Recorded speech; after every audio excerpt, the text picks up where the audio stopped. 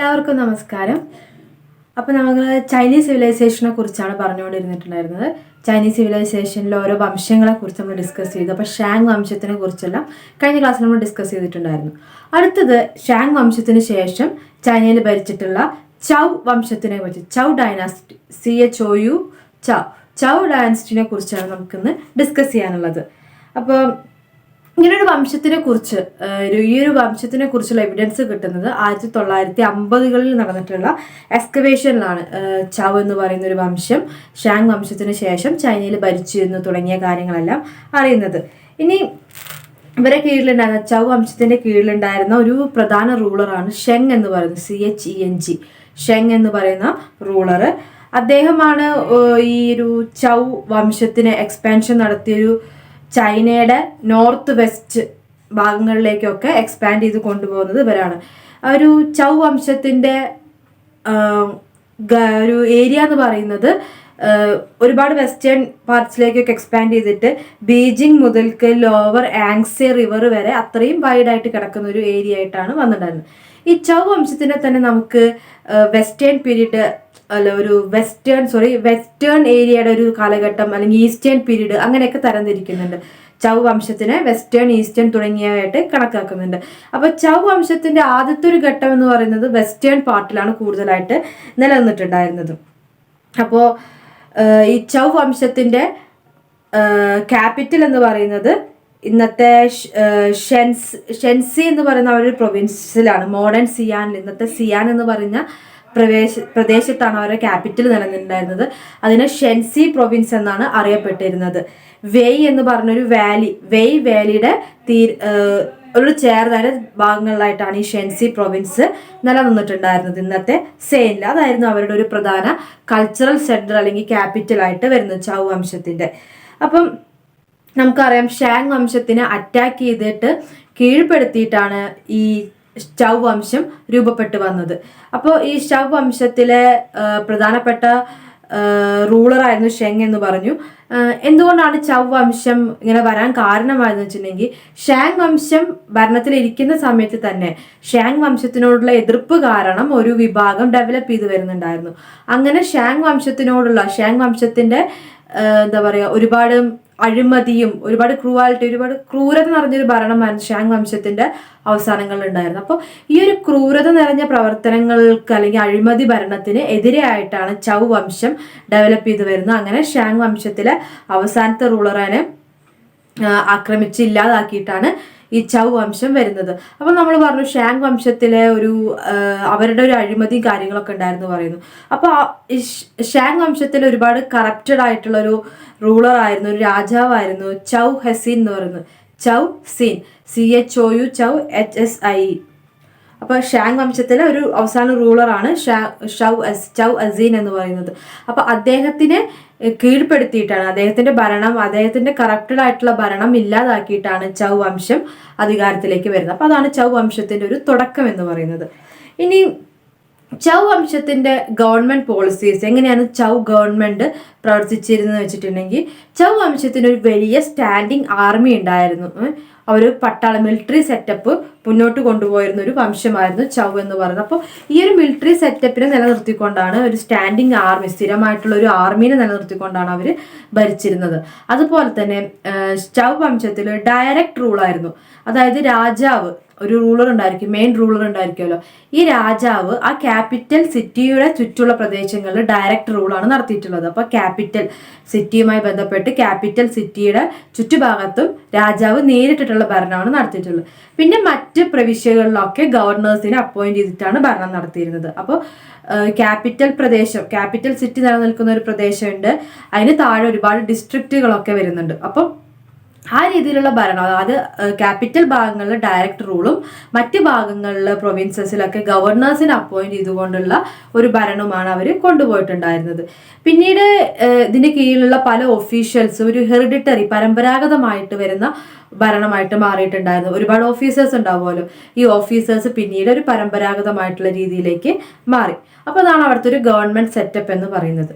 ഇനി ചൗ വംശത്തിന്റെ military development എന്ന് പറഞ്ഞാൽ 4th to 3rd centuries ഒക്കെ ആവുന്ന സമയത്ത് ഒരു എന്താ പറയുക, ഒരു മേജർ മിലിറ്ററി ആയിട്ട് തന്നെ അവർക്കൊരു സ്റ്റാൻഡിങ് ആർമി ഉണ്ടായിരുന്നു എന്ന് പറഞ്ഞില്ല. അതുകൊണ്ട് തന്നെ ഒരു മിലിറ്ററി അത്രയും സജ്ജീകരിച്ചുകൊണ്ടാണ് പോരുന്നത്.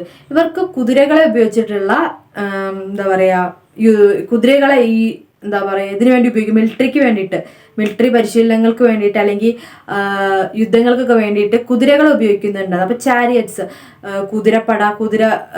കുതിരപ്പട്ടാളം അവർ മെയിൻറ്റെയിൻ ചെയ്ത് കൊണ്ടുപോയിരുന്നു. അതിനോടൊപ്പം തന്നെ അയൺ വെപ്പൺസ്, ഇരുമ്പ് കൊണ്ടുള്ള ആയുധങ്ങളാണ് കൂടുതലായിട്ട് മിലിറ്ററിയിൽ അവർ അല്ലെങ്കിൽ ഉപയോഗിച്ചിരുന്നതായിട്ട് കണക്കാക്കാൻ സാധിക്കുക. ദെൻ ചൈനയുടെ ആദ്യത്തെ വംശങ്ങൾ എടുത്ത് നോക്കുമ്പോൾ വളരെ പാവപ്പെട്ട പെസന്റ്, എന്താ പറയുക, കർഷകരായിട്ടുള്ള സോൾജിയേഴ്സ് ഒക്കെയാണ് കൂടുതലുണ്ടായിരുന്നത്. അതിൽ നിന്ന് മാറിയിട്ട് വളരെ അരിസ്റ്റോക്രാറ്റിക് ആയിട്ടുള്ള സോൾജിയേഴ്സ്, കാൽപ്പടയാളികളെ അവർ അപ്പോയിന്റ് ചെയ്യുന്ന രീതി കാണാൻ പറ്റും. അപ്പോൾ ആ രീതിയിലേക്ക് മാറി. അപ്പോൾ കുതിരപ്പട ഉണ്ടായിരുന്നു, എന്താ പറയുക, മറ്റ് ഫുഡ് സോൾജിയേഴ്സ് ഉണ്ടായിരുന്നു. ഇവരൊക്കെയും അത് എഫിഷ്യൻ്റ് ആയിട്ടുള്ള ഒരു മിലിറ്ററി സെറ്റപ്പിലേക്ക് ഇവർ പോകുന്നൊരു സിസ്റ്റമാണ് ചൗ ഡൈനാസിറ്റി നമുക്ക് കാണാൻ സാധിക്കുന്നത്. ഈ അയൺ വെപ്പൺസ് അയൺ വെപ്പൺസ് കുറെ ചീപ്പായിട്ടാണ് ഉപയോഗിച്ചിരുന്നത്. പക്ഷെ അതിനോടൊപ്പം തന്നെ വില കൂടിയിട്ടുള്ള അല്ലെങ്കിൽ കുറച്ചും കൂടെ എഫിഷ്യൻ്റ് ആയിട്ടുള്ള ബ്രോൺസ് കൊണ്ടുള്ള വെപ്പൺസ് ഇവർ ഉപയോഗിച്ചിരുന്നതായിട്ട് നമുക്ക് കാണാൻ സാധിക്കും. അപ്പോൾ ഇതായിരുന്നു ഒരുപാട് മിലിറ്ററി സെറ്റപ്പ് എന്ന് പറഞ്ഞപ്പോൾ നമ്മൾ ഗവൺമെന്റ് മിലിറ്ററി എന്തായിരുന്നു ഡിസ്കസ് ചെയ്തു. ഇനി അടുത്തത് നമുക്ക് പഠിക്കാനുള്ളത്, അപ്പം നമ്മൾ പറഞ്ഞു ആദ്യത്തെ ചൗ വംശം എന്ന് പറയുന്നത് വെസ്റ്റേൺ ചൗ ആയിട്ടാണ് അറിയപ്പെടുന്നത്. വെസ്റ്റേൺ ചൗ ഡൈനസ്റ്റി എന്നാണ് അറിയപ്പെടുന്നത്. അപ്പോൾ ഈ വെസ്റ്റേൺ ചൗ വംശത്തിനൊരു അവസാനം വരുന്നുണ്ട്. ഒരു 8th century BCE കാലഘട്ടമൊക്കെ ആകുമ്പോഴേക്കും ഈ ഒരു ചൗ വംശത്തിനൊരു എൻഡ് വരുന്നുണ്ട്. അതായത് അതിൻ്റെ ഉള്ളിൽ ഒരു ആഭ്യന്തര കലഹം കാര്യങ്ങളൊക്കെ വന്നിട്ട് വെസ്റ്റേൺ ഫ്രണ്ടിയർ, ചൗ വംശത്തിന്റെ വെസ്റ്റേൺ ഭാഗങ്ങൾക്ക് തകർച്ച വരികയാണ്. കൂടാതെ പുറത്തുനിന്നുള്ള അറ്റാക്സ് നല്ലോണം കൂടുതലായിട്ട് വന്നു. അങ്ങനെ ഒരു 771 BC 771 BCE കാലഘട്ടത്തിലൊക്കെ തന്നെ ഈ ഒരു വെസ്റ്റേൺ ചൗ വംശത്തിന്റെ ഒരു വീക്കസ്റ്റ്, ഏറ്റവും സ്വാധീനം കുറഞ്ഞൊരു ഭാഗമായിട്ട്, ഒരു കാലഘട്ടമായിട്ട് കണക്കാക്കാൻ സാധിക്കുന്നു. അങ്ങനെ കിങ് യു അവസാനത്തെ ഒരു മെയിൻ റൂളർ ആയിരുന്നു, രാജാവായിരുന്നു കിങ് യു. ഈ കിങ് യുവിനെ കൊന്നിട്ട് പുറത്തുനിന്നുള്ള ആൾക്കാർ, ബാർബറിയൻസ്, ഒരു മറ്റ് വിഭാഗങ്ങളൊക്കെ വന്ന് കൊന്നിട്ട് ഈ കിങ് യുവിന്റെ ഭരണം അവസാനിപ്പിച്ചുകൊണ്ട് ആ പ്രദേശം കൊള്ളയടിക്കുകയാണ് ചെയ്യുന്നത്. അദ്ദേഹത്തിനെ കൊല്ലുകയും ചെയ്യുന്നുണ്ട്. അങ്ങനെയാണ് ഒരു വെസ്റ്റേൺ ചൗ പീരീഡിന്റെ അവസാനമായിട്ട് കണക്കാക്കുന്നത്. ആ ഒരു 7th century BCE മുതൽക്ക് ഈസ്റ്റേൺ ചൗ പീരീഡ് ഡെവലപ്പ് ചെയ്ത് വരികയും ചെയ്യുകയാണ്. അപ്പോൾ ഈസ്റ്റേൺ ചൗ പീരീഡ് എന്ന് പറഞ്ഞാൽ വെസ്റ്റേൺ ചൗവിനെ ആക്രമിച്ച് കീഴടക്കി എന്ന് പറഞ്ഞല്ലോ. അതിൽ ആക്രമിച്ച് കീഴടക്കി കൊള്ളയടിച്ചതിൽ ബാക്കി വരുന്ന പ്രദേശത്തിനെയാണ് ഈസ്റ്റേൺ ചൗ ആയിട്ട് കണക്കാക്കുന്നത്. അപ്പോൾ വേറൊരു വംശത്തിന് തുടക്കം കുറിക്കൊന്നുമല്ല, ചൗ വംശത്തിൽ തന്നെ റിമൈനിങ് പാർട്സ്, ബാക്കി ഉണ്ടായിരുന്ന ഭാഗങ്ങളാണ് ഈസ്റ്റേൺ ചൗ എന്ന പേരിൽ അറിയപ്പെട്ടുകൊണ്ട് പിന്നീട് നിലനിന്നത്. അതൊരു 771 BCE മുതൽക്ക് 250 BCE വരെയാണ് ഈസ്റ്റേൺ ചൗ പീരീഡ് വരുന്നത്. നമുക്ക് ഈസ്റ്റേൺ ചൗവിനെ കുറിച്ച് ഡിസ്കസ് ചെയ്യാം. ഈസ്റ്റേൺ ചൗ പീരീഡ് എന്ന് പറയുന്നത് നമ്മൾ പറഞ്ഞു 771 BCE to 250 BCE വരെയുള്ള കാലഘട്ടമാണ്. ഈ ഒരു കാലഘട്ടത്തിൽ എന്ന് പറഞ്ഞാൽ നിരന്തരം ചൈനയുടെ ഇതിന്റെ കീഴിൽ വരുന്ന ഒരുപാട് പ്രവിശ്യകൾ ഉണ്ടായിരിക്കുമല്ലോ. ഈ പ്രവിശ്യകൾ തമ്മിൽ നിരന്തരം ഒരു ഐക്യമില്ലായ്മയും കലാപവും ഒക്കെ നിലനിന്നിരുന്ന ഒരു കാലഘട്ടമായിരുന്നു ഈ 500 പീരീഡ്, ഈസ്റ്റേൺ ചൗ പീരീഡിന്റെ ഒരു 250 BCE വരെയുള്ള കാലഘട്ടം എന്ന് പറയുന്നത്. പല പൊസിഷനും വേണ്ടിയിട്ടുള്ള തല്ലുകൾ, അങ്ങനെ ഒരു ആഭ്യന്തരമായിട്ടൊരു ഡിസ്യൂണിറ്റി, ഒരു ഐക്യമില്ലായ്മ കാണാൻ സാധിക്കുന്ന ഒരു കാലഘട്ടമായിരുന്നു ഈസ്റ്റേൺ ചൗ പീരീഡ് എന്ന് പറയുന്നത്. ഈ ഒരു കാലഘട്ടത്തിന്റെ പ്രത്യേകത, റിലീജിയസ് ആയിട്ടുള്ള ഒരുപാട് കാര്യങ്ങൾക്ക് കുറെ ലിമിറ്റേഷൻസ് വന്നിട്ടുണ്ട്. ഇപ്പോൾ കുരുതി, ഹ്യൂമൻ സാക്രിഫൈസ് അടക്കമുള്ള പലതും നിർത്തലാവുന്ന ഒരു കാലഘട്ടമാണ് ഈസ്റ്റേൺ ചൗ പീരീഡ് എന്ന് പറയുന്നത്. റിലീജിയസ് ആയിട്ടുള്ള പലതിനും ഒരു വീഴ്ച സംഭവിച്ചു, അല്ലെങ്കിൽ അതിന് ഒരു പ്രാധാന്യം ലഭിക്കാത്തൊരു സ്ഥിതി ഇത് ലഭിക്കുന്നുണ്ട്. പിന്നെ നോബിൾസിന്റെ പൊസിഷൻ, അതുപോലെ തന്നെ ഒരുപാട് ഓഫീസേഴ്സിന്റെ പൊസിഷൻ ഒക്കെ പരമ്പരാഗതമായിട്ട് ഹെറിഡിറ്ററി വണ്ണായിട്ട് മാറുന്ന ഒരു കാലഘട്ടമാണ് ഇതിൽ കാണുന്നത്. പിന്നെ ലോർഡ്സ്, വെസൽസ്, ഫീവ്സ്, അങ്ങനെ ഒരുപാട് സോഷ്യൽ ക്ലാസിഫിക്കേഷൻ ഒക്കെ ഇവർക്ക് ഉണ്ടായിരുന്നു. ഇങ്ങനെയായിരുന്നു ഈസ്റ്റേൺ ചൗ പീരീഡിന്റെ ഒരു ജനറൽ ആയിട്ടുള്ള കാര്യങ്ങൾ എന്ന് പറയുന്നത്. ഈ ഈസ്റ്റേൺ ചൗ പീരീഡിന്റെ ഒരു പ്രത്യേകത എന്ന് പറഞ്ഞാൽ ടൗൺസ്, നഗരങ്ങൾ കുറേയൊക്കെ ഡെവലപ്പ് ചെയ്ത് തുടങ്ങുന്നത് ഈ ഒരു കാലഘട്ടത്തിലാണ്. അപ്പോൾ ഈസ്റ്റേൺ ചൗ പീരീഡിൽ നഗരങ്ങൾ, ടൗൺസ് ഡെവലപ്പ് ചെയ്യുകയും മെർച്ചൻസ് എന്ന് പറയുന്ന ക്ലാസ് കൂടുതലായിട്ട് ഡെവലപ്പ് ചെയ്ത് വരികയും ചെയ്യുന്നുണ്ട്. അപ്പോൾ എക്കോണമിനെ എടുത്ത് നോക്കുകയാണെങ്കിൽ, സാമ്പത്തിക രംഗം എടുത്ത് നോക്കുകയാണെങ്കിൽ ട്രേഡിന്, വാണിജ്യത്തിന് കൂടുതൽ പ്രാധാന്യം ലഭിക്കുക, മെർച്ചൻസ് കച്ചവടക്കാർക്ക് കൂടുതൽ പ്രാധാന്യം ലഭിക്കുക തുടങ്ങിയവയൊക്കെ ഈ കാലഘട്ടത്തിൽ ഉണ്ടായിരുന്നു. അതിനോടൊപ്പം തന്നെ അഗ്രികൾച്ചർ, സ്വാഭാവികമായിട്ടും അഗ്രികൾച്ചർ, കൃഷി ഒരു പ്രധാന മേഖല തന്നെയാണ്. കൃഷിയിടങ്ങളിൽ ടാക്സ് ഏർപ്പെടുത്തുന്ന രീതിയും ഈ കാലഘട്ടത്തിൽ കാണാൻ സാധിക്കും. അപ്പൊ ഇതിന് വേണ്ടിയിട്ട്, ഇതിന് നടത്തിപ്പിക്കാനൊക്കെ വേണ്ടിയിട്ട് ബ്യൂറോക്രാറ്റ്സ് ഉണ്ടാവുകയും ട്രെയിൻ ചെയ്തിട്ടുള്ള ഒഫീഷ്യൽസ് ഉണ്ടാവുകയെല്ലാം ചെയ്യുന്നുണ്ട്. അപ്പോൾ നമ്മൾ പറഞ്ഞു ഈ ഒരു കാലഘട്ടം എന്ന് പറഞ്ഞാൽ ഒരുപാട് ഡിസ്യൂണിറ്റി, അതിന്റെ മുമ്പ് തന്നെ ഉണ്ടായിട്ടുള്ള ഒരുപാട് പ്രശ്നങ്ങളൊക്കെ ഈ ഒരു ഈസ്റ്റേൺ ചൗ പീരീഡിന്റെ കാലത്ത് ഉണ്ടായി എന്ന് പറഞ്ഞല്ലേ. അതുകൊണ്ട് തന്നെ ഈസ്റ്റേൺ ചൗ പീരീഡില് ഈ യൂണിറ്റി എങ്ങനെ നിലനിർത്താമെന്ന് നിരന്തരം ശ്രമിക്കുകയും അതിനു വേണ്ടിയിട്ടുള്ള പരിശ്രമങ്ങൾ നടത്തുകയും ചെയ്തിട്ടുണ്ട്. അപ്പോൾ ഒരു സ്റ്റെബിലിറ്റി ഉള്ള ഭരണകൂടം ഡെവലപ്പ് ചെയ്യാനാണ് നിരന്തരമായിട്ടുള്ള ശ്രമങ്ങൾ ഇതിൽ നടന്നതായിട്ട് കാണാൻ സാധിക്കുക. അതിനു വേണ്ടിയിട്ട് ഈ പ്രവിശ്യകൾ തമ്മിൽ മാരേജ് അലയൻസസ്, വിവാഹത്തിലൂടെ ബന്ധങ്ങൾ ഉണ്ടാക്കുന്ന രീതി ഇവർക്കുണ്ടായിരുന്നു. അപ്പോൾ ഓരോ പ്രിൻസ്ലി സ്റ്റേറ്റ്സും പരസ്പരം ഉള്ള ആൾക്കാർ തമ്മിൽ കല്യാണം കഴിച്ചുകൊണ്ടൊക്കെയുള്ള ഒരു ബന്ധം ഇവർ നിലനിർത്തി പോരാൻ ശ്രമിക്കുകയും ചെയ്തിട്ടുണ്ടായിരുന്നു. അങ്ങനെ ഒരു പൊളിറ്റിക്കൽ സ്റ്റെബിലിറ്റി നിലനിർത്താനും ഈ ഒരു കാലഘട്ടത്തിൽ ഈസ്റ്റേൺ ചൗ പീരീഡിൽ ശ്രമിച്ചിട്ടുണ്ട്. അപ്പോൾ അതാണ് ഈസ്റ്റേൺ ചൗ പീരീഡിന്റെ ഫസ്റ്റത്തെ ഒരു കാര്യം എന്ന് പറയുന്നത്. ദെൻ അവരുടെ എക്സ്പാൻഷൻ, ബൗണ്ടറീസ് അവരെങ്ങനെയാണ് എക്സ്പാൻഡ് ചെയ്തത് നോക്കാം. നമുക്കറിയാം ഈസ്റ്റേൺ ചൗ പീരീഡ് നമ്മൾ പറഞ്ഞു ഒരുപാട് പ്രവിശ്യകൾ ഉണ്ടെന്ന് പറഞ്ഞല്ലേ. അപ്പോൾ ഒരുപാട് പ്രവിശ്യകളായിട്ട് ഡിവൈഡ് ചെയ്ത് കിടക്കുന്ന ഒരു ഭരണകേന്ദ്രമായിരുന്നു ചൗ പീരീഡ് എന്ന് പറയുന്നത്. ഒരുപാട് പ്രവിശ്യകൾ, ഒരുപാട് പ്രിൻസിപ്പാലിറ്റീസ് ഉണ്ടായിരുന്നു. അപ്പോൾ ഓരോ പ്രിൻസിപ്പാലിറ്റീസ് തമ്മിലും പ്രശ്നങ്ങൾ, യുദ്ധങ്ങൾ തുടങ്ങിയവയൊക്കെ ഉണ്ടതായത് നമുക്ക് കണക്കാക്കാൻ, അല്ലെങ്കിൽ അങ്ങനത്തെ ഒരു സിറ്റുവേഷൻ ആയിരുന്നു പൊതുവെ ഉണ്ടായിരുന്നത്. ഒരുപാട് യുദ്ധങ്ങൾ, സംഭവങ്ങളൊക്കെ ഉണ്ടായിരുന്നതായിട്ട് നമുക്ക് കണക്കാക്കാൻ സാധിക്കും. എന്നാലും ഇവരുടെ ബൗണ്ടറീസ് എക്സ്പാൻഡ് ചെയ്യാൻ മാക്സിമം ശ്രമിച്ചിട്ടുണ്ട്. അങ്ങനെ എക്സ്പാൻഡ് ചെയ്തതിന്റെ ഭാഗമായിട്ട് ചൈനയുടെ തന്നെ ഒരു സദേൺ പാർട്ടായ മഞ്ചൂരിയ വരെ ഇവർ എക്സ്പാൻഡ് ചെയ്യുന്ന ഒരു സിറ്റുവേഷൻ ഉണ്ടായിട്ടുണ്ട്. മഞ്ചൂരിയ എന്ന് പറയുന്ന പ്രദേശം വരെ ഇവരുടെ ഒരു ടെറിട്ടറി എക്സ്പാൻഡ് ചെയ്ത് എടുത്തിട്ടുണ്ട്. പിന്നെ ഈ ഒരു കാലഘട്ടത്തിലാണ് ചൈനയുടെ വൻമതിൽ, the great wall of China, വൻമതിൽ, ചൈന മതിൽ എന്നൊക്കെ അറിയപ്പെടുന്ന ഏറ്റവും വലിയ മതിൽ, അതിന്റെ പണി തുടങ്ങുന്നത് ഈ ഒരു കാലഘട്ടത്തിലാണ്. ഈ ഒരു ഈസ്റ്റേൺ ചൗ പീരീഡിലാണ് ദ ഗ്രേറ്റ് വാൾ ഓഫ് ചൈനയുടെ പണി തുടങ്ങുന്നതായിട്ട് കണക്കാക്കുന്നത്. അവരെന്തിനാണ് അത് ഉണ്ടാക്കി വെച്ചിട്ടുണ്ടെങ്കിൽ മംഗോളിയൻ ഇൻവേഷൻ, മംഗോളിയക്കാരുടെ അക്രമം തടയാൻ വേണ്ടിയിട്ടാണ് ഇവർ ഈ വൻമതിൽ പണിയുന്നത്. അപ്പൊ അതിന്റെ തുടക്കം ഈ ഒരു കാലഘട്ടത്തിലാണ്. അങ്ങനെയാണ് ഇവരവരുടെ ബൗണ്ടറീസ് എക്സ്പാൻഡ് ചെയ്ത് വന്നതും ഇവരെ അറ്റാക്കിൽ നിന്ന് രക്ഷിക്കാൻ വേണ്ടിയിട്ടുള്ള പ്രവർത്തനങ്ങൾ നടത്തിയതെന്നും കണക്കാക്കാം. ഇനി നമുക്ക് ഈസ്റ്റേൺ ചൗ പീരീഡിന്റെ കൾച്ചർ എങ്ങനെയായിരുന്നു നോക്കാം. ഒരു കൾച്ചറൽ, സാംസ്കാരികപരമായിട്ട് അവരെങ്ങനെയായിരുന്നു നിലനിന്നിരുന്നത് നോക്കാം. ഈ ഒരു പീരീഡ് എന്ന് പറയുന്നത് കൾച്ചറൽ പ്രോഗ്രസിന്റെ കാര്യത്തിൽ, സാംസ്കാരിക പുരോഗതിയുടെ കാര്യത്തിൽ ക്ലാസിക് പീരീഡ് ആയിട്ടാണ് കണക്കാക്കുന്നത്. അപ്പൊ ചൗ പീരീഡ് എന്ന് പറയുന്നത്, ഈസ്റ്റേൺ ചൗ പീരീഡ് എന്ന് പറയുന്നത് ചൈനയുടെ കൾച്ചറൽ പുരോഗതിയുടെ ഒരു ക്ലാസിക്കൽ പീരീഡ് ആയിട്ട് കണക്കാക്കുന്നുണ്ട്, ക്ലാസിക്കൽ ഏജ് ആയിട്ടാണ് കണക്കാക്കുന്നത്. അതിന് കാരണം ഒരുപാട് ഹാൻഡിക്രാഫ്റ്റുകൾ, അതായത് കൈത്തറി വ്യവസായത്തിന്റെ, അത് ഒരുപാട് ടെക്നോളജീസ് ഇവർ ഡെവലപ്പ് ചെയ്തതായിട്ടാണ് നമുക്ക് കണക്കാക്കാൻ സാധിക്കുന്നത്. ടെക്നോളജീസ് എന്ന് പറയുമ്പോൾ ഏറ്റവും പ്രധാനമായിട്ട് സ്മെൽറ്റിംഗ് ഓഫ് അയൺ, ഇരുമ്പ് ഉരുക്കുന്ന ഒരു സിസ്റ്റം ഇവർ തുടങ്ങിയിട്ടുണ്ട്. സ്മെൽറ്റിംഗ് ഓഫ് അയൺ അതൊരു പ്രധാനപ്പെട്ട കണ്ടുപിടുത്തമായിട്ട് കണക്കാക്കാൻ സാധിക്കുന്നു. ഈ ഇരുമ്പ് കണ്ടുപിടിച്ച് ഇരുമ്പിന്റെ ഉപയോഗം, സ്മെൽറ്റിംഗ് ഒക്കെ അവർ നടത്തുന്നുണ്ടെങ്കിലും ഇരുമ്പ് പൂർണ്ണമായിട്ടും ബ്രോൺസിനെ മറികടന്നുകൊണ്ട് വരുന്നില്ല. അപ്പൊ ബ്രോൺസിന്റെ സ്ഥാനത്ത് മുഴുവനായിട്ടും ഇരുമ്പ് ഉപയോഗിക്കുന്ന രീതി ഉണ്ടായിരുന്നില്ല. പക്ഷെ എന്നാലും ഇരുമ്പിന്റെ പുതിയ ടെക്നോളജീസ് ഇവര് കണ്ടുപിടിക്കുകയും ചെയ്തിട്ടുണ്ടായിരുന്നു. പിന്നെ നമ്മൾ പറഞ്ഞു ട്രേഡിന് വലിയൊരു ഇമ്പോർട്ടൻസ് ഇവർ കൊടുത്തു തുടങ്ങിയതാണ്, വാണിജ്യത്തിന്. അതുകൊണ്ട് ക്യാമൽ, ഡോങ്കി, ഇപ്പോൾ കഴുത, അതുപോലെ തന്നെയുള്ള ആനിമൽസിനെ ഉപയോഗിച്ചുകൊണ്ട്, ക്യാമലിനെയൊക്കെ ഉപയോഗിച്ചുകൊണ്ടാണ് ഇവർ ഈ ഒരു ട്രേഡ് ആക്ടിവിറ്റീസ് നടത്തിയിട്ടുണ്ടായിരുന്നു. ട്രാൻസ്പോർട്ടേഷൻ, ഒരു സ്ഥലത്ത് നിന്ന് മറ്റൊരു സ്ഥലത്തേക്ക് വസ്തുക്കൾ എത്തിക്കുന്ന ട്രാൻസ്പോർട്ടേഷന് വേണ്ടി ഗതാഗത മാർഗമായിട്ട് ഒട്ടകത്തിനെല്ലാം ഇവർ ഉപയോഗിച്ചിരുന്നത്. സോൾട്ട്, ഉപ്പ്, സിൽക്ക്, അങ്ങനത്തെ കമ്മോഡിറ്റീസ് ഒക്കെയാണ് ഇവർ കൂടുതലായിട്ടും അങ്ങോട്ടും ഇങ്ങോട്ടും ഒക്കെ കൊണ്ടുപോയിരുന്നത്, ട്രാൻസ്പോർട്ടേഷൻ നടത്തിയിരുന്നത്. പിന്നെ ഇവരുടെ ഒരു പ്രത്യേകത എന്ന് പറഞ്ഞാൽ കോപ്പർ കോയിൻസ് ഇവർ ഇൻട്രൊഡ്യൂസ് ചെയ്തിട്ടുണ്ടായിരുന്നു. അതായത് കോപ്പർ എന്ന് പറയുന്ന ഒരു സംവിധാനം പൈസയുടെ രൂപത്തിലേക്ക് ആക്കിയിട്ട് ഉപയോഗിക്കുന്ന ഒരു രീതി. ഇപ്പോൾ കോപ്പർ മണി ഇവർ ഉപയോഗിച്ചിരുന്നതായിട്ട് നമുക്ക് കാണാൻ സാധിക്കും. അതൊരു നല്ലൊരു ടെക്നോളജിക്കൽ കണ്ടുപിടുത്തമായിട്ട് തന്നെയാണ് കണക്കാക്കുന്നത്. ദെൻ ഇവർ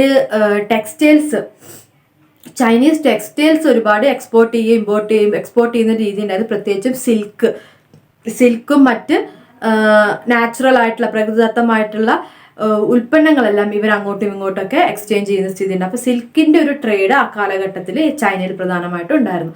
അപ്പോൾ ഇത്തരത്തിൽ ഹാൻഡിക്രാഫ്റ്റ് പുതിയ ടെക്നോളജീസ് ഒക്കെ ഡെവലപ്പ് ചെയ്യുന്നത് കൊണ്ട് തന്നെയാണ് ഇതിനൊരു കൾച്ചറൽ പ്രോഗ്രസ് ആയിട്ട് അല്ലെങ്കിൽ കൾച്ചറൽ രീതി എടുത്തു നോക്കുമ്പോൾ സാംസ്കാരികരമായിട്ടൊരു സിവിലൈസ്ഡ് ആയിട്ട് അല്ലെങ്കിൽ ഒരു ക്ലാസിക്കൽ പീരീഡ് ആയിട്ട് കണക്കാക്കുന്നത്.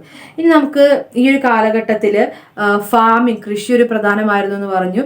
ഇടക്കൃഷി ഇവർ പരീക്ഷിച്ചിട്ടുണ്ടായിരുന്നു. സോയാബീൻ, റൈസ് കൾട്ടിവേഷൻ ഉണ്ടായിരുന്ന ഒരു സ്ഥലമായിരുന്നു ചൈന എന്ന് പറഞ്ഞിട്ടുണ്ട്. അപ്പോൾ റൈസ് കൾട്ടിവേഷന്റെ ഒപ്പം തന്നെ ഇടവിട്ടിട്ട് സോയാബീൻ കൾട്ടിവേറ്റ് ചെയ്തുകൊണ്ട് ആ ഒരു മണ്ണിന്റെ ഫെർട്ടിലിറ്റി നിലനിർത്തുന്ന ഒരു രീതി ഇവർക്ക് ഉണ്ടായിരുന്നു. അപ്പൊ അത്തരത്തിലുള്ള അഗ്രികൾച്ചറൽ മെത്തേഡ്സ് ഉണ്ടായിരുന്നു. ഇനി ഈ ഒരു കാലഘട്ടത്തിന് അറിയപ്പെടുന്ന ഒരു പേരാണ് വെജിറ്റബിൾ സിവിലൈസേഷൻ എന്ന്. ചൈനയുടെ ഈസ്റ്റേൺ ചൗ പീരീഡിനെ അറിയപ്പെടുന്നതാണ് വെജിറ്റബിൾ സിവിലൈസേഷൻ എന്ന് പറയുന്നത്. എന്താണ് വെജിറ്റബിൾ സിവിലൈസേഷൻ?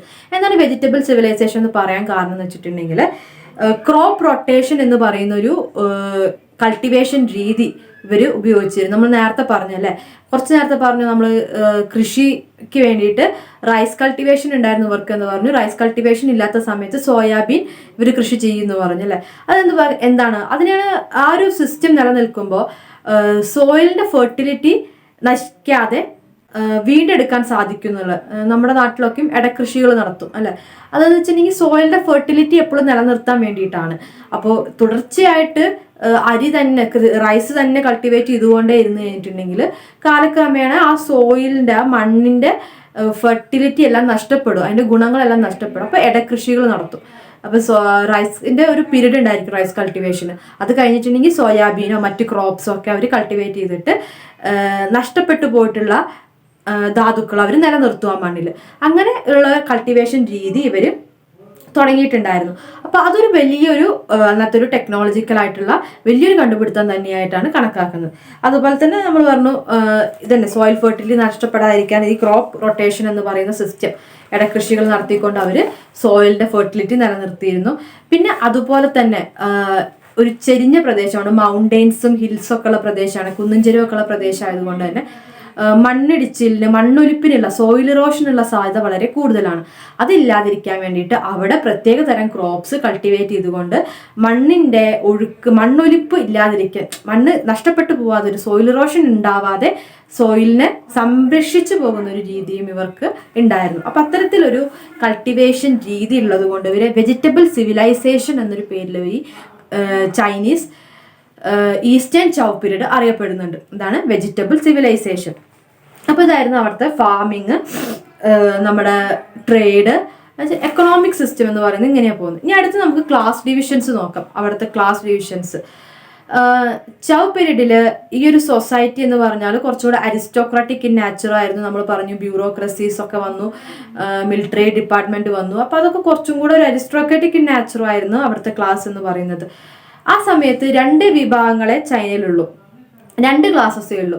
ഒന്ന് സാധാരണക്കാരനായ കോമണേഴ്സ് അല്ലെങ്കിൽ പെസൻസ് അല്ലെങ്കിൽ സെർവ്സ് എന്നറിയപ്പെടുന്ന വിഭാഗം, പിന്നെ ഒന്ന് നോബിൾസ്. അങ്ങനെ 2 വിഭാഗങ്ങൾ. ഒന്നെങ്കിൽ കോമൺ ആയിട്ടുള്ള ആൾക്കാർ, പിന്നെ ഒന്ന് നോബിൾസ്. നോബിൾസ് പറഞ്ഞാൽ നമുക്കറിയാം ഉയർന്ന സ്ഥാനം കൈവരിക്കുന്ന കുറച്ചും കൂടെ എഡ്യൂക്കേറ്റഡ് ആയിട്ടുള്ള അവിടുത്തെ സാക്രിഫിഷ്യൽ അല്ലെങ്കിൽ റിലീജിയസ് കാര്യങ്ങളൊക്കെ കൈകാര്യം ചെയ്യുന്ന വിഭാഗമാണ് നോബിൾസ് എന്ന് പറയുന്നത്, ഉയർന്ന വിഭാഗം. മറ്റൊരു വിഭാഗം കോമണേഴ്സ് അല്ലെങ്കിൽ സെർവ്സ് ആണ്, സാധാരണക്കാരായിട്ടുള്ള പണിയെടുക്കുന്ന വിഭാഗമാണ്. അങ്ങനെ 2 വിഭാഗങ്ങളാണ്. സെർവ്സ് കൂടുതലും സോയിലുമായിട്ട് മണ്ണുമായിട്ട് ബന്ധപ്പെട്ടുകൊണ്ട് കൃഷി അങ്ങനെയൊക്കെ ആയിട്ട് ജീവിക്കുന്ന വിഭാഗം. അപ്പൊ അങ്ങനത്തെ ഒരു ക്ലാസ് ഡിവിഷനാണ് അവർക്ക് നിലനിന്നിരുന്നത്. ഇനി ഫാമിലിയെ കുറിച്ച് പറയുമ്പോൾ ക്ലാസ് ഡിവിഷൻസ് പറയുമ്പോൾ ഫാമിലി ഒരു ഇമ്പോർട്ടൻറ്റ് ഘടകമാണല്ലേ. ഫാമിലിയെ കുറിച്ച് പറയുമ്പോൾ ഏറ്റവും ബേസിക് യൂണിറ്റ് എന്ന് പറയുന്നത് ഫാമിലിയാണ്. അവിടുത്തെ സോഷ്യൽ ഡിവിഷനിലെ ഏറ്റവും ബേസിക് യൂണിറ്റ് എന്ന് പറയുന്നതാണ് ഫാമിലി തന്നെയാണ്. ഫാമിലി എന്ന് പറയുമ്പോൾ അവർക്ക് എന്ന് പറഞ്ഞിട്ടുണ്ടെങ്കിൽ ഒരു ടിപ്പിക്കലായിട്ട് എൽഡേഴ്സ് പറയുന്നത്, വീട്ടിലെ മുതിർന്ന ആള് അയാൾ പറയുന്ന അനുസരിക്കുന്ന ആൾക്കാർ, അതാണ് അവിടുത്തെ ഫാമിലി സിസ്റ്റം എന്ന് പറഞ്ഞാൽ ഉണ്ടായിരുന്നത്. അതായത് മുതിർന്നൊരു വ്യക്തി ഉണ്ടായിരിക്കും, അയാൾ പറയുന്നത് അനുസരിക്കും. അങ്ങനെ ഏറ്റവും താഴെയുള്ള ആൾ വരെ ആ മുതിർന്ന ആൾ പറയുന്ന അനുസരിച്ചുകൊണ്ട് മുന്നോട്ട് വന്നു. അതായത് എൽഡേഴ്സിനെ, മുതിർന്ന ആൾക്കാരെ റെസ്പെക്ട് ചെയ്യണം, അവർ പറയുന്നത് അനുസരിക്കണം. ആ ഒരു സിസ്റ്റം, ഫാമിലി സിസ്റ്റമാണ് ചൈനയിൽ ഈസ്റ്റേൺ ചൗ പീരീഡിൽ നിലനിന്നിരുന്നത്. എൽഡേഴ്സിനെ റെസ്പെക്ട് ചെയ്യുക, അവർ പറഞ്ഞത് അനുസരിക്കുക. അതുകൊണ്ട് തന്നെ തലമുറകളായി തന്നെ ഇങ്ങനെ അനുസരിച്ചുകൊണ്ട് ആ ഒരു കുടുംബം എന്ന് പറയുന്ന സെറ്റപ്പിൽ, ഫാമിലി എന്ന് പറഞ്ഞ സെറ്റപ്പിന്റെ ഉള്ളിൽ തന്നെ വളരെ കൺസർവേറ്റീവായിട്ട് ജീവിക്കുന്ന ഒരു വിഭാഗമായിരുന്നു അവിടുത്തെ ജനങ്ങൾ എന്ന് പറയുന്നത്. അപ്പോൾ ഒരു കൺസർവേറ്റീവ് ആയിട്ടുള്ള വീട്ടിൽ തന്നെ ഒതുങ്ങി കൂടിയിട്ടുള്ള ഒരു വിഭാഗമാണ്. അല്ലെങ്കിൽ വീട്ടുകാർ പറയുന്നത് മാത്രം അനുസരിച്ച് അങ്ങനെ ജീവിക്കുന്ന ഒരു ഫാമിലി സിസ്റ്റമാണ് അവർക്ക് ഉണ്ടായിരുന്നത്. ഇനി നമുക്ക് സ്ത്രീകളുടെ പൊസിഷൻ, ഫാമിലി പറയുമ്പോൾ സ്ത്രീകളുടെ പൊസിഷൻ വളരെ ഇമ്പോർട്ടൻ്റ് ആണല്ലേ. പൊസിഷൻ ഓഫ് വിമൻ എന്ന് പറയുമ്പോൾ വളരെ മോശമായ ഒരു അവസ്ഥ സ്ത്രീകൾക്ക് അന്ന് നേരിടേണ്ടി വന്നിട്ടുണ്ട്. സ്ത്രീകൾക്ക് ചൈനയിൽ നിലനിന്നൊരു പാട്രിയാർക്കൽ സൊസൈറ്റിയാണ്, പുരുഷ കേന്ദ്രീകൃത പുരുഷാധിപത്യ സമൂഹമാണ് അന്ന് നിലനിന്നിരുന്നത്. അതുകൊണ്ട് തന്നെ സ്ത്രീകൾക്ക് യാതൊരുവിധ റെസ്പെക്റ്റും കിട്ടിയിരുന്നില്ല.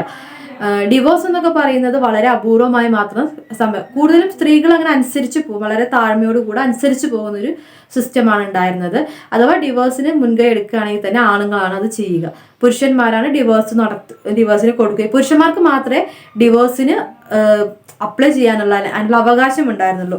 പുരുഷന്മാരെ ഡിവോഴ്സിന് വേണ്ടിയിട്ട് കൊടുക്കുകയുള്ളൂ. അപ്പോൾ സ്ത്രീകൾ എപ്പോഴും അനുസരിച്ച് പോകുന്ന ഒരു സിസ്റ്റമാണ് ഉണ്ടായിരുന്നത്. ഈ ഒരു കാലഘട്ടത്തിൽ പോളിഗമി എന്ന് പറഞ്ഞ ഒന്നിൽ കൂടുതൽ ഭാര്യമാരുണ്ടായിരിക്കുക, അങ്ങനത്തെ സംവിധാനങ്ങൾ വളരെ കോമൺ ആയിരുന്നു. പോളിഗമി എന്ന് പറഞ്ഞ സിസ്റ്റം വളരെ കോമൺ ആയിരുന്നു.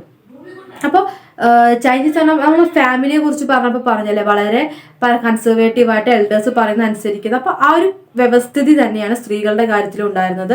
സ്ത്രീകൾ ഇങ്ങനെ അവർ പറയുന്നത് കേട്ടിട്ട് വളരെ അടങ്ങി ഒതുങ്ങി അങ്ങനെ ജീവിക്കുന്ന ഒരു സിസ്റ്റമാണ് ഉണ്ടായിരുന്നത്. പിന്നെ ഇവരൊരു പ്രത്യേകത എന്ന് പറഞ്ഞിട്ടുണ്ടെങ്കിൽ വളരെ ചെറിയ തെറ്റുകൾക്ക് പോലും കുടുംബങ്ങളുടെ ഉള്ളിൽ വലിയ രീതിയിലുള്ള പണിഷ്മെന്റ്സ് ഉണ്ടായിരിക്കും. ഡിസിപ്ലിൻഡ് ആയിരിക്കുക, ഒബീഡിയൻ്റ് ആയിരിക്കുക, അനുസരണയോട് കൂടിയിട്ട് ജീവിക്കുക എന്നത് അവർക്ക് മസ്റ്റ് ആയിരുന്നു. അതുകൊണ്ട് തന്നെ ചെറിയ തെറ്റുകൾക്ക് പോലും വളരെ വലിയ ശിക്ഷകൾ ഈ കുടുംബങ്ങളുടെ ഉള്ളിൽ നിന്ന് ലഭിച്ചിരുന്നു. ആ ഒരു സിസ്റ്റമാണ് ഉണ്ടായിരുന്നത്. അതാണ് ഫാമിലി, പൊസിഷൻ ഓഫ് വിമൻ എന്നൊക്കെ പറഞ്ഞാൽ. ഇനി അടുത്തത് റിലീജിയൻ, മതങ്ങളെ കുറിച്ച് പറയുമ്പോൾ ആദ്യകാലങ്ങളിൽ ഉണ്ടായിരുന്ന പോലെ ഹ്യൂമൻ സാക്രിഫൈസസ്, മനുഷ്യക്കുരുതികൾ അതൊക്കെ കുറഞ്ഞു വന്നിട്ട് ഹ്യൂമൻ സാക്രിഫൈസ് എന്ന് പറയുന്നത് ഇല്ലാതെ തന്നെ ആയ സിസ്റ്റമാണ് ഉണ്ടായിരുന്നത്. അതുപോലെ തന്നെ വളരെ പ്രകൃതിനെ ആരാധിക്കുന്ന ഒരു സിസ്റ്റം ഉണ്ടായിരുന്നു എന്ന് പറഞ്ഞു. അങ്ങനെ ഒരുപാട് ആരാധനയൊക്കെ ഉണ്ടായിരുന്നു. ഒരുപാട് വർഷിപ്സ് ഉണ്ടായിരുന്നു, വിഗ്രഹാരാധന ഉണ്ടായിരുന്നു, അതൊക്കെ ഉണ്ടായിരുന്നു. പക്ഷെ ഹ്യൂമൻ സാക്രിഫൈസ് കാലക്രമേണ ഇല്ലാതെ ആവുന്ന ഒരു സിസ്റ്റമാണ് ഉണ്ടായത്.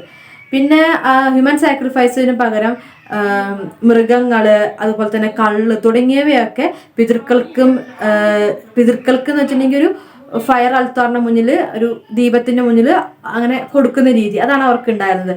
ആനിമൽസിന്, അതുപോലെ തന്നെ അഗ്രികൾച്ചർ പ്രൊഡക്ട്സ്, അങ്ങനെ ഒരുപാട് ലിക്കർ തുടങ്ങിയ സാധനങ്ങളൊക്കെ ഒരു നമ്മളങ്ങനെ നിവേദ്യം പോലെ വെച്ചു കൊടുത്ത് ആരാധിക്കുന്ന രീതിയാണ് അവർക്ക് പിന്നീട് ഉണ്ടായിട്ടുള്ളത്. അവരുടെ പ്രധാനപ്പെട്ട ഡേറ്റ് ഒരു ആരാധനയായിരുന്നു ടിയാൻ, TIEN. ടിയാൻ എന്ന് പറയുന്നതാണ് അവരുടെ ഒരു പ്രധാനപ്പെട്ട ഡേറ്റ് എന്ന് പറയുന്നത് ചാവ് പീരീഡിൽ. ടിയാൻ എന്ന് പറഞ്ഞാൽ ഹെവൻ എന്നാണ് അർത്ഥം വരുന്നത്. ഹെവൻ, സ്വർഗം എന്നർത്ഥം വരുന്ന ഒരു പദമാണ് ടിയാൻ എന്ന് പറയുന്നത്. ടിയാൻ ഒരു പേഴ്സണൽ ഗോഡായിട്ട്, ഒരു പൊതുവെയുള്ള ദൈവമായിട്ട്, നാച്ചുറിന്റെ എർത്തിനെ, ഭൂമിനെ ആരാധിക്കുന്ന ഒരു പൊതുവെയുള്ള ദൈവമായിട്ടാണ് കണക്കാക്കുന്നത് ടിയാനെ. അപ്പൊ ടിയാനാണ് അന്നത്തെ ഒരു പ്രധാനപ്പെട്ട ആരാധനാ മൂർത്തി എന്ന് പറയുന്നത്. പിന്നെ ആൻസിസ്റ്റർ വർഷിപ്പ് ഒക്കെ കുറഞ്ഞു വരികയും ഒരു ദീപത്തിന് ആരാധിക്കുക അങ്ങനത്തെ ഒക്കെ രീതിയിലേക്ക് ചുരുങ്ങി പോകുന്ന സ്ഥിതിയാണ് ഉണ്ടായിരുന്നത്. ഒരു വലിയ എന്താ പറയുക, ട്രഡീഷണൽ ആയിട്ടുള്ള സെറിമണീസ് അതൊന്നും അത്ര ഇതായിട്ടുണ്ടായിരുന്നില്ല. എന്നാൽ അവർ ദിവസേനയുള്ള ജീവിതത്തിൽ അവർ ഒരുപാട് പൂജകൾ കാര്യങ്ങളൊക്കെ ചെയ്യുമായിരുന്നെങ്കിലും വർഷിപ്പിംഗ് അങ്ങനെ വളരെ ഇതായിട്ടുണ്ടായിരുന്നില്ല എന്നാണ് കണക്കാക്കാൻ സാധിക്കുന്നത്. ഭൂമിനെ വർഷിപ്പ് ചെയ്യുക അങ്ങനത്തെ സിസ്റ്റമാണ് കൂടുതലായിട്ട് ഉണ്ടായിരുന്നത്. അപ്പോൾ ഇതാണ് അവരുടെ റിലീജിയൻ എന്ന് പറയുന്നത്. ഇനി അടുത്തത് ലിറ്ററേച്ചറെ കുറിച്ച് സംസാരിക്കുമ്പോൾ സാഹിത്യപരമായിട്ടുള്ള കാര്യങ്ങൾ, ലിറ്ററേച്ചർ, ഫിലോസഫി, ചൗ പീരീഡിൽ ലിറ്ററേച്ചറും ഫിലോസഫിയൊക്കെ എങ്ങനെയാണെന്ന് നമുക്ക് ഡിസ്കസ് ചെയ്യാം.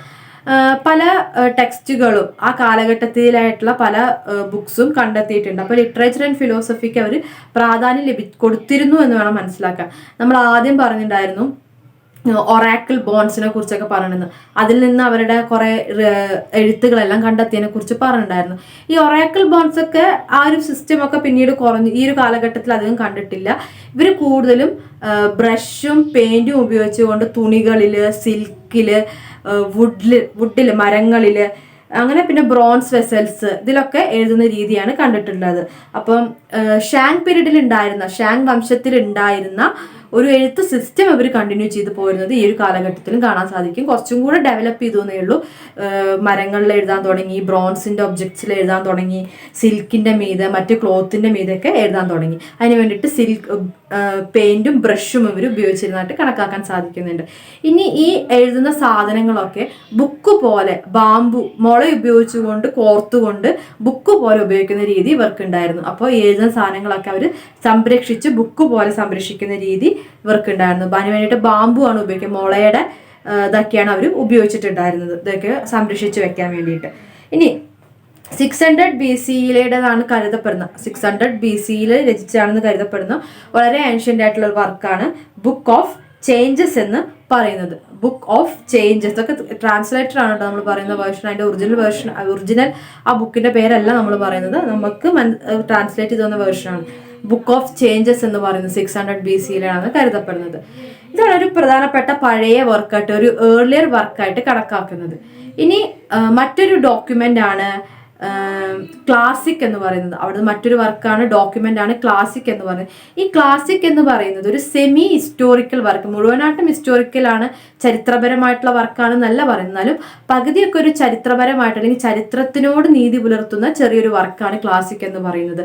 ഇതിൽ അന്നത്തെ ഓഫീസിനെ കുറിച്ചുള്ള ഡോക്യുമെന്റ്സ്, സ്പീച്ചുകൾ, പ്രസംഗങ്ങൾ, അങ്ങനത്തെ രാജകൽപ്പനകൾ തുടങ്ങിയവയൊക്കെ അടങ്ങുന്ന ഒരു ബുക്കാണ് ക്ലാസിക് എന്ന് പറയുന്നത്. അതുകൊണ്ടാണ് അത് കുറച്ചും കൂടെയൊക്കെ ഒരു ഹിസ്റ്ററി ആയിട്ട് ബന്ധപ്പെട്ടാണെന്ന് പറയുന്നത്.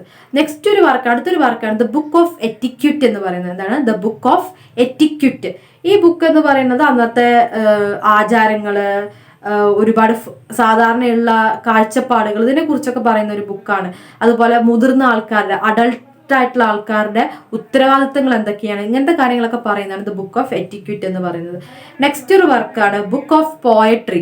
ബുക്ക് ഓഫ് പോയട്രി എന്ന് പറഞ്ഞൊരു 300 പോയംസ്, 300ഓളം പോയംസ് അടങ്ങിയിട്ടുള്ള ഒരു വർക്കാണ്, ഒരു ലിറ്റററി വർക്കാണ് ബുക്ക് ഓഫ് പോയട്രി എന്ന് പറയുന്നത്. ഇതിൽ പല വേർഷനുള്ള പോയട്രികൾ ചേർത്തിട്ടുണ്ട്. റിലീജിയസ് ആയിട്ടുള്ളതുണ്ട്, അതല്ലാത്തതുണ്ട്, വളരെ എന്താ പറയുക വീടുമായിട്ട് ഫാമിലിയായിട്ട് റിലേറ്റ് ചെയ്യുന്ന പോയംസ് ഉണ്ട്. അങ്ങനത്തെ ഒരുപാട് പോയംസ്, ഹീറോ ഹീറോയിൻ അങ്ങനത്തെ കോൺസെപ്റ്റുള്ള പോയംസ് ഇതെല്ലാം അടങ്ങിയിട്ടുള്ളതാണ് ബുക്ക് ഓഫ് പോയട്രി എന്ന് പറയുന്ന ഒരു 300 പോയംസ് അടങ്ങുന്ന ഒരു ബുക്ക് എന്ന് പറയുന്നത്. ഇതൊക്കെ അക്കാലഘട്ടത്തിൽ ഒരു പ്രധാനപ്പെട്ട ലിറ്ററേച്ചർ വർക്ക്സ് ആയിരുന്നു, ഇനി ഈ ഒരു കാലഘട്ടത്തിന്റെ പ്രത്യേകത എന്ന് പറയുന്നത് ചൈനയിലുള്ള ലിറ്ററേച്ചർ ആൻഡ് ഫിലോസഫിക്കൽ വർക്ക്സ് ഒക്കെ എടുത്തു നോക്കുമ്പോൾ അവിടുത്തെ എഴുത്തുകാരും ചിന്തകരും ആ കാലഘട്ടത്തിൽ ഫിസിക്കൽ സയൻസിനും മെറ്റാഫിസിക്സിനും കാര്യമായ ഇമ്പോർട്ടൻസ് കൊടുത്തിട്ടില്ല എന്ന് വേണം മനസ്സിലാക്കാൻ. ഫിസിക്കൽ സയൻസിനും മെറ്റാഫിസിക്സിനും കാര്യമായിട്ട് ഇമ്പോർട്ടൻസ് കൊടുത്തിട്ടില്ല എന്നാണ് പൊതുവെ കണക്കാക്കുന്നത്. അവിടുത്തെ നമുക്ക് ലഭിച്ച വിവരങ്ങളുടെ അടിസ്ഥാനത്തിൽ കണക്കാക്കുമ്പോൾ ഒരു ജനറൽ ആയിട്ടുള്ള കാര്യങ്ങളെന്ന് പറയുന്നത്. അപ്പോൾ ഇതെല്ലാം ചൗ പീരീഡിന്റെ എന്തൊക്കെയാണ് മിലിറ്ററി കാര്യങ്ങൾ നമ്മൾ പറഞ്ഞു. ചൗ പീരീഡിന്റെ ഒരു എങ്ങനെയാണ് അവിടുത്തെ ഗവൺമെന്റ് എന്ന് പറഞ്ഞു, ആ ഗവൺമെന്റ് റിലേറ്റ് ചെയ്ത് മിലിറ്ററി, അവിടുത്തെ സോഷ്യൽ ക്ലാസിഫിക്കേഷൻ, ഫാമിലി, അവിടുത്തെ economy, position of women, literature and philosophy തുടങ്ങിയ കാര്യങ്ങളൊക്കെയാണ് നമ്മളിപ്പോൾ ഡിസ്കസ് ചെയ്തുകൊണ്ടിരിക്കുന്നത്. അപ്പോൾ വെസ്റ്റേൺ ആൻഡ് ഈസ്റ്റേൺ ചൗ പീരീഡിന്റെ ഒരു ബേസിക് കാര്യങ്ങളാണ് ഇതിലൂടെ നമ്മൾ ഡിസ്കസ് ചെയ്യുന്നത്.